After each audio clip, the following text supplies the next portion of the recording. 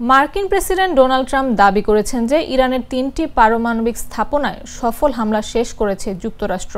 তার দাবি এসব পারমাণবিক স্থাপনা ধ্বংস করে দেয়া হয়েছে। একই সঙ্গে তিনি আরও হামলার হুমকি দিয়েছেন। স্থানীয় সময় শনিবার রাতে জাতির উদ্দেশ্যে দেওয়া ভাষণে প্রেসিডেন্ট ট্রাম্প বলেন, যুক্তরাষ্ট্রের বিমান হামলায় ইরানের পারমাণবিক সমৃদ্ধকরণ স্থাপনা সম্পূর্ণ এবং পুরোপুরি ধ্বংস হয়ে গেছে।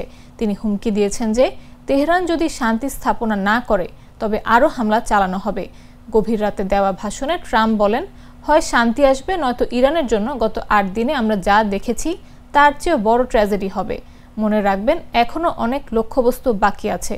তিনি আরও বলেন, যদি শান্তি দ্রুত না আসে তাহলে আমরা নির্ভুলতা, দ্রুততা এবং দক্ষতার সঙ্গে অন্যান্য লক্ষ্যবস্তুতে হামলা চালাবো।